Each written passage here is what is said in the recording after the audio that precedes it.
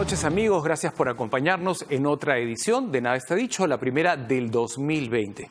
Estamos con el doctor Avelino Guillén. Muchas gracias por acompañarnos. Tan importante estar de alguna manera cerca de los marcos jurídicos, entenderlos, interpretarlos para hablar con propiedad de lo que pasa, porque todo el tema se centra en procesos judiciales. De eso no paramos de hablar. Todos los ciudadanos sin excepción. No hablamos de cómo mejorar el tema de la inseguridad ciudadana ni cómo mejorar el tránsito, sino si es oportuna o inoportuna. Por ejemplo, la prisión preventiva que se está debatiendo hasta esta hora de la noche en una audiencia que es pública y en cualquier momento nos vamos a tener que enlazar. Su posición, por favor, porque es la noticia del día con respecto a esta prisión de 36 meses. Acá lo que se va a discutir finalmente es el tema del peligro procesal. Peligro procesal tiene dos vertientes: peligro de fuga o peligro de obstaculización de la investigación que realiza la Fiscalía.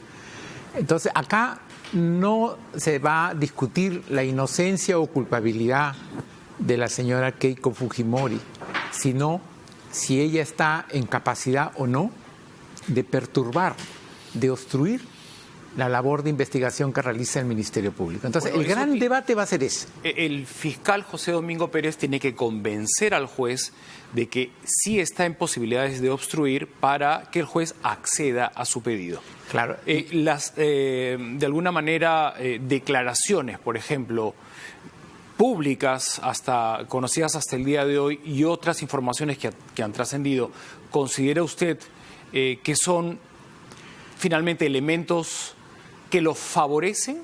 La norma para imponer la medida excepcional de prisión preventiva exige tres presupuestos. Una, son elementos de convicción que vinculen al imputado, al investigado, con los hechos delictivos que se le atribuyen, que se le imputan. Dos, la penalidad. Esto es superior, una pena superior a los 4 años de pena privativa de libertad. Y tres, el peligro procesal. Hasta donde se conoce, se ha agotado hoy día, de parte de la Fiscalía, el primer punto. Esto es elementos de convicción que vinculan a la señora Keiko Fujimori con los delitos que la Fiscalía le atribuye. Y eso está largamente acreditado. La Fiscalía ha demostrado hasta la saciedad la vinculación delictiva de la señora Keiko Fujimori con los hechos delictivos que la Fiscalía le atribuye. Faltan dos. Esto es la penalidad, pero sobre todo la gran discusión va a ser el peligro procesal, la obstrucción a la justicia.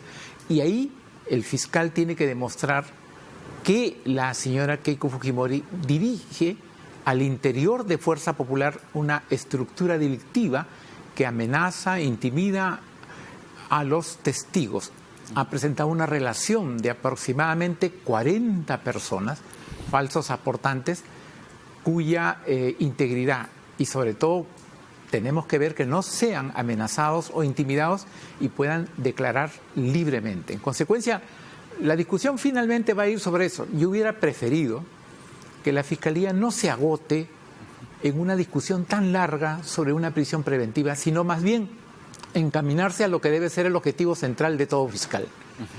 Esto es culminar una buena investigación preparatoria, presentar una acusación y ir a juicio oral, a juzgamiento. Los ciudadanos, ¿qué expectamos? Desde la mañana, ¿no? En vivo, cuando uno quiere verla, puede entrar a internet y verla, y en los tramos, finalmente, que trascienden en la prensa, hay descalificaciones de la señora Loza hacia el fiscal José Domingo Pérez, algo bastante violento, porque le sugiere que pase una prueba psiquiátrica. Y el fiscal José Domingo Pérez, ante el juez, dice que están amedrentando a su familia y que lo amenazan en las redes sociales y lo tratan de desacreditar. Entonces, nos deja la sensación de un enfrascamiento en un tono que está lejos de lo jurídico, lejos de lo objetivo, y hay un desgaste, un agotamiento, ¿no? Ese es un punto, no sé cómo lo percibe usted, que no es un ciudadano común y corriente, sino un experto en la materia, ¿no? Mire, la Fiscalía hoy día ha presentado un interesante relato y sobre todo ha presentado todos los elementos de convicción con los que cuentan para sustentar su pedido.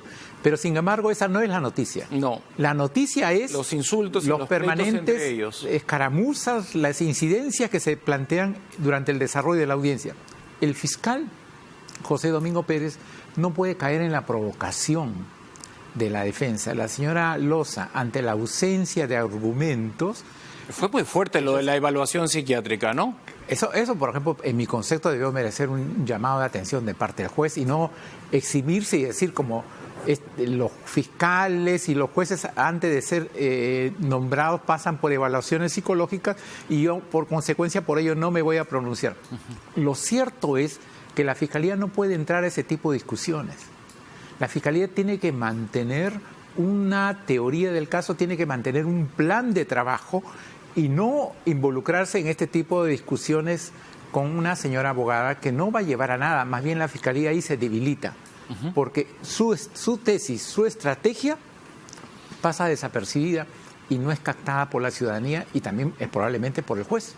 Muy buen punto. Además, usted tiene una vasta experiencia porque estuvo en la posición que está José Domingo Pérez, pero en el caso del presidente Alberto Fujimori. Así es que el tema de no desgastarse en conflictos personales, descalificaciones, insultos, sino ir a los hechos concretos para que la ciudadanía finalmente tenga acceso a cosas puntuales que la investigación prolija, profunda, ya está a punto de terminar. El señor Rafael Vela dijo que a fines de enero, a más tardar la primera semana de febrero, estamos hablando dentro de 3 semanas, no falta nada, se formaliza ya la denuncia y los delitos debidamente tipificados, ¿no?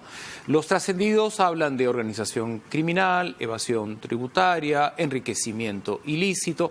Hay una lista de delitos, ¿no? Entonces, a donde quiero llegar es lo siguiente, señor Guillén, para que nos ayude mucho en el siguiente punto, ¿no? La señora ha obtenido de parte del Tribunal Constitucional, a través de un habeas corpus, seguir el proceso desde su casa, ¿no es cierto? En eso estamos todos clarísimos. No hay que confundir las cosas. La ciudadanía piensa que la han liberado, que la han absuelto, y no es así. Simplemente le han dicho, ok, que continúe el proceso, pero ya no en prisión preventiva, sino desde su casa, ¿no? ¿Cuánto va a poder obstruir ella después de haber estado tantos meses en prisión preventiva si ya se levantó de alguna manera el grueso de la información, de las evidencias? Entonces, si ya en prisión preventiva se ha recogido tanta información que públicamente se sabe, en 3 semanas plantean la denuncia formal de varios delitos, ¿por qué desgastarse? La audiencia la acaban de suspender, pero la retoman mañana y va a haber otra el 16. Entonces, la figura es la siguiente. Si un tribunal constitucional, a través de un habeas corpus, dice vayas a su casa a seguir el proceso, y ellos insisten en volver a la prisión preventiva, y usted lo ha mencionado en la primera parte de la conversación, una estrategia provocadora es nos insultamos y no hablamos de hechos concretos. ¿A dónde vamos a llegar con audiencias ininterrumpidas si ya finalmente faltan 3 semanas? Yo no creo que la Fiscalía pueda presentar una acusación en enero ni febrero. Lo ha dicho Vela, lo escuchó usted, ¿no es cierto? Sí, yo escuché en ese programa, pero hay diligencias que van a tomar cierto tiempo. Por ejemplo, la pericia financiera de los esposos Marvito y Keiko Fujimori es por varios años. Esa es una pericia que requiere el análisis y evaluación de abundante documentación que no se puede hacer en pocas semanas. ¿Y no está hecha? No está hecha, ni siquiera han empezado. 2, faltan varias pericias más. Está programada una declaración adicional del señor Barata. Falta que él entregue en enero y febrero la documentación restante que está pendiente de entregar. En consecuencia, faltan determinadas diligencias y la Fiscalía, si mal no recuerdo, tiene plazo para completar la investigación entre abril y mayo de este año. A partir de esa fecha, da por concluida la investigación preparatoria y pasa a preparar la acusación. Y la acusación tiene que ser un documento muy trabajado al milímetro porque no puede haber ningún error, porque va a ser objeto en la fase intermedia de un control de acusación por parte de los abogados de la defensa. Y eso es una evaluación que realiza el Poder Judicial que dura varios meses. Mire usted el control de acusación del caso Ollantumala y Nadine Heredia. Tienen creo que 4 o 5 meses ya discutiendo y todavía no hay fecha para que eso concluya. Entonces, yo veo muy difícil que en enero o febrero la investigación preparatoria concluya. Falta corroborar algunas declaraciones, sobre todo, y algunas verificaciones. Las últimas declaraciones que han brindado los empresarios de Dionisio Romero, el señor de Leche Gloria, etcétera, esas requieren determinadas verificaciones y corroboraciones. Entonces, además, la nueva estrategia de toda la cúpula de esta organización delictiva es no declarar, desconocer la autoridad del señor José Domingo Pérez, y se han negado a acogerse al silencio, ¿no? Y tienen derecho. Por ejemplo, la señora Keiko Fujimori no responde qué es lo que hizo con los $3.650.000. ¿En qué lo gastó? Eso no se dio cuenta. ¿Dónde fue a parar ese dinero? Entonces, requiere de determinadas explicaciones que tiene que realizar el Ministerio Público. Ha habido un exceso de entusiasmo, entonces, de parte de Rafael Vela para anunciarle al país que a más tardar la primera semana de febrero ya están presentando la denuncia por los delitos que correspondan. Un caso tan complejo. Su experiencia lo lleva a calcular que puede ser mayo, ¿no? Solamente preparar el documento escrito, hay que trabajar con un equipo multidisciplinario. Su experiencia, por eso, repito, lo lleva a concluir que en 3 semanas, imposible. Imposible. Es como que el tiempo de viaje por tierra de Lima a Chiclayo son 10 horas. Por ejemplo, no lo puedes hacer en menos. Hay una discusión que se tiene que analizar. Si vamos a hablar de el lavado de activos en las campañas electorales del 2011 y 2016, ¿lo va a trabajar junto o se va a separar? Entonces, eso es una discusión, un debate que tiene que realizar internamente la Fiscalía. Por eso que a mí me preocupa hondamente que el fiscal haya distraído su tiempo en exigiendo una prisión preventiva por 36 meses, lo cual no encuentro una explicación, cuando más bien debió centrarse en lo que es la labor fundamental de un fiscal. El fiscal acredita, prueba su solvencia logrando condenas, no mandando a la cárcel a una persona. Lo fundamental, lo que tiene que trabajar es para demostrar la responsabilidad penal de los investigados. Y él tiene una investigación excelente, es un muy buen investigador, ha reunido pruebas que en ningún caso he visto de tal magnitud que acredita largamente la existencia de los delitos. Dicho esto, finalmente, de lo que hemos podido conocer, porque ellos tienen información que no han compartido, pero de lo que se ha conocido, ¿qué delitos cree usted que están ya de alguna manera debidamente acompañados de pruebas y evidencias? ¿Ya es fácil probar, por ejemplo, evasión tributaria? Yo pienso que acá la Fiscalía debe sostener una acusación por lavado de activos, falsa declaración en procedimiento, o sea, la falsa declaración ante la OMPE, delito contra la fe pública, obstrucción de justicia y organización criminal. Este último es complejo de documentar, armar y probar. Último que ha mencionado, creo que es el más complejo de todos. El lavado de activos es lo más complejo, porque usted tiene que demostrar 2 cosas. Que el dinero, los fondos eran de origen ilegal, esto es el $1 millón que entregó Odebrecht, de fuente ilícita, esto es de la caja 2, eso hay que demostrar. Y lo más difícil y la discusión central en el juicio va a ser demostrar que la señora Keiko Fujimori estaba en capacidad de percibir y de darse cuenta que el dinero que estaba recibiendo era de origen ilícito. Esto es, conocía de la ilicitud de su conducta. Y obviamente de eso hay una serie de indicios que apuntan hacia ello. Por ejemplo, se entregó de manera clandestina, no se reportaron estos... No se bancarizó. No se bancarizó, no se dio cuenta la OMPE. Hay información contradictoria, ¿no? Entonces, hay una serie de cosas que se tienen que ajustar. Ahora, con respecto al primer testimonio de Barata, ¿no? Barata dice, yo di $1 millón para la campaña de Keiko Fujimori. Lo verbaliza.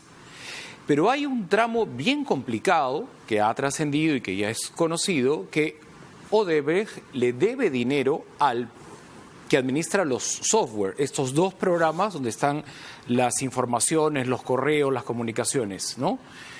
¿Cuánto le debe? $1 millón. Entonces, mientras Odebrecht no le pague a este proveedor que administra estos dos software, donde están las evidencias, los correos de ida y de venida con respuestas, el fiscal, ¿cómo accede a eso? Si hay una deuda, o sea, No. ¿cómo le dice? Dámelo, que me pague. Con la devolución de los 524 millones de soles, ya Odebrecht no tiene ninguna excusa, ningún argumento para negarse a entregar toda la información. Y esa información que usted correctamente puntualiza, Odebrecht ya se ha comprometido a entregar. En consecuencia, la Fiscalía va a contar... Que pasa por pagarle al proveedor, porque la información existe, pero obviamente el proveedor dice, yo te los doy, pero págame lo que me debes, ¿no? Sí, pero Odebrecht ya tiene los recursos económicos. Ya el Estado peruano ha devuelto el importe de la venta de la hidroeléctrica de Chaclla. En consecuencia, Odebrecht no tiene ahora excusa para negarse. Y es por eso que en la última semana en Brasil, todos los ejecutivos han brindado una importante colaboración. Claro, a porque las está investigaciones. en el acuerdo, ¿no? Me parece que uno se llama Dreyfus y el otro se llama Claro, los dos servidores Ajá. que sirve, uno es para almacenar toda la contabilidad y en el otro están todos los codinomes o seudónimos, todos los pagos que se realizaron en diversos países, entre ellos el Perú. Cuando esa información decodificada llegue a manos de los fiscales, que me parece que el camino está de alguna manera ya despejado con el dinero entregado, ahí ya finalmente la investigación va a estar como que redonda, completa, ¿no? Va a ir ya avanzando y sobre todo lo que la Fiscalía tiene que saber elegir cuáles son las pruebas que va a presentar para el juicio. Pero por eso, ¿no es más eficiente desde su punto de vista que tiene tanta experiencia, ¿no?, que los fiscales se concentren en obtener la información de estos programas, ¿no?, Dreyfus y el otro, que no me acuerdo ahorita el nombre, en vez de estar 48 horas ininterrumpidas en una audiencia donde trascienden insultos de un lado y de otro, ¿no? Es un equipo. Lo que tenemos que reconocer es que hasta antes de casos Lavallato, en el Perú existe un antes y un después. De acuerdo. Lo que ha demostrado la Fiscalía es la absoluta corrupción del gremio político. Y ese gremio político no se quiere ir y está haciendo una guerra directa contra el Ministerio Público, defendiéndose con todas las armas posibles. Lo que ha hecho la Fiscalía es valioso, es importante y merece el respaldo y saludo de la ciudadanía. Yo, claro, como estrategia no hubiera utilizado, es mi opinión, la solicitud de la previsión preventiva en este momento. ¿Usted considera que eso agota, debilita y quita tiempo? Y menos por 36 meses. Yo considero que el plazo máximo de una prisión preventiva debe ser 18 meses, tal como lo señaló la Corte Suprema. Ese es el plazo máximo. Claro, lo bajó de 36 a 18. Así es. ¿No? Muchísimas gracias, doctor Guillén, por ilustrarnos, poner las cosas tan claras esta noche y su posición, que ha quedado finalmente al alcance de todos, ¿no? Profundizar en la mayor cantidad de pruebas y centrarse en armar las denuncias que desde su experiencia tendrían que llegar a mayo, ¿no? El plazo vence en junio. En mayo ya debe cerrarse la investigación preparatoria y la Fiscalía tiene que pasar a la otra etapa. Esto es la etapa intermedia, esto es la preparación de la acusación, presentarla ante el juez para el control de acusación. Este año debe ser año de las definiciones judiciales. Debe iniciarse el juicio oral contra Ollantumala y Nadine Heredia. Ellos están haciendo lo indecible para que eso no se materialice. Están planteando una serie de estrategias legales, pero espero que la Fiscalía logre que el juez apruebe la acusación y se vaya a juicio oral. Muchísimas gracias nuevamente. Al volver estará con nosotros la número 1 de la lista de Solidaridad Nacional. ¿Quién es la número 1 de la lista de Solidaridad Nacional? La doctora Rosa Bartra, que ya está en nuestros estudios.